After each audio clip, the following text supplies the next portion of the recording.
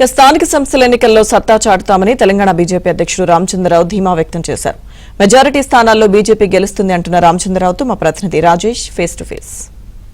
కాసేపటి క్రితమే రాష్ట్ర ఎన్నికల సంఘం షెడ్యూల్ విడుదల చేస్తూ నిర్ణయం తీసుకుంది. మనతో పాటు మాట్లాడడానికి భారతీయ జనతా పార్టీ రాష్ట్ర అధ్యక్షులు రామచంద్రరావు గారు మాతో పాటు ఉన్నారు. సార్, ఈసారి మీరు ఎట్లా ముందుకెళ్ళబోతున్నారు? ఎన్నికల షెడ్యూల్ని ఎట్లా చూస్తారు? ఇప్పుడు ఎలక్షన్ షెడ్యూల్ ఎప్పుడో రావాల్సినటువంటి అవసరం ఉండే 73, 74 రాజ్యాంగ సవరణ ప్రకారం elections local body election mandatory.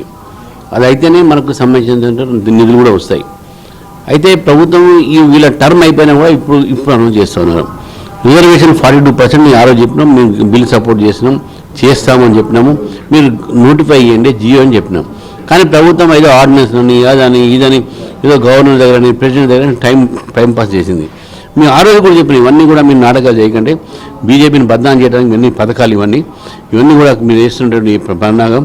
కాబట్టి మీరు షెడ్యూల్ అనౌన్స్ చేయండి, జియో ఇవ్వండి చెప్పినాం. అదే చివరికి అదే జరిగింది.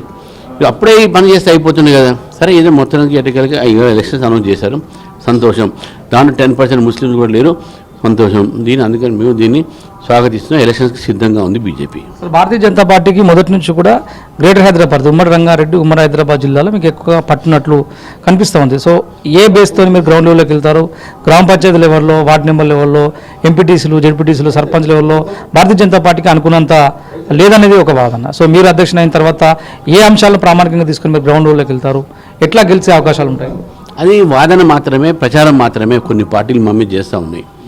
ఇది మీరు గుర్తుపెట్టుకుని మాకు 8 ఎమ్మెల్యేలు ఉన్నారు, 8 ఎంపీలు ఉన్నారు, 3 ఎమ్మెల్సీలు ఉన్నారు. ఇవన్నీ కూడా గ్రామీణ ప్రాంతము, పట్టణ ప్రాంతం కవర్ చేసినటువంటి ఏరియాస్.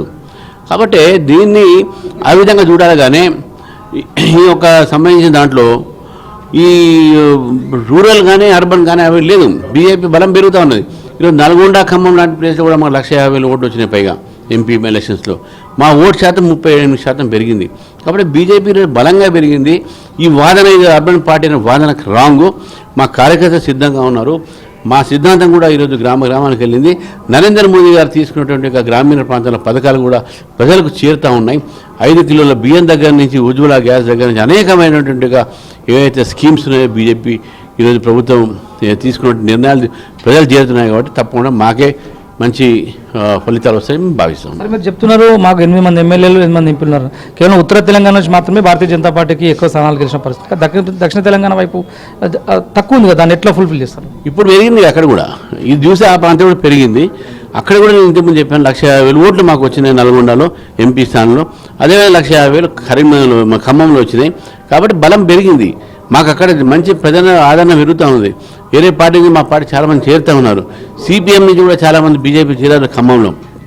కాబట్టే గత ఈరోజు భారతీయ జనతా పార్టీ తెలంగాణలో ఒక ప్రత్యామ్నాయం. బీజేపీ ఈరోజు ప్రజల్లో ఆదరించిన సిద్ధంగా ఉన్నారు. కాంగ్రెస్ని చూశారు, బీఆర్ఎస్ని చూశారు. ఒక అవకాశం బీజేపీ ఇవ్వాలని వాళ్ళు ఆలోచిస్తున్నారు. సరే, ఎప్పటి నుంచి బీజేపీ ప్రజలోకి వెళ్ళబోతుంది? ఎందుకంటే ఇవాళ నుంచి నామినేషన్ తీసుకునే అవకాశం ఉంటుంది. ఇప్పుడే మేము వెళ్తున్నాం, మేము ఆల్రెడీ వెళ్ళాం కదా. మేము 23 జిల్లాలు తిరిగినా, ఇంకా 2-3 జిల్లాలు తిరిగేది ఉంది మా ఉమ్మడి జిల్లాలో. మొత్తం అయిపోయింది. మీరు మొత్తం కార్యకర్తలు కలుగుతున్నారు, ప్రజలు ఆదరణ ఇస్తున్నారు.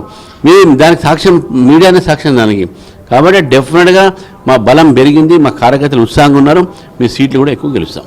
Thank you sir. మొత్తానికి ఇది పరిస్థితి. భారతీయ జనతా పార్టీ ఇప్పటికే దాదాపు 23 జిల్లాల్లో యాత్రలు చేపట్టింది. ఇంకొక 3-4 జిల్లాలో మిగతా కార్యక్రమాలన్నీ కూడా పూర్తి చేసే అవకాశం కనిపిస్తుంది.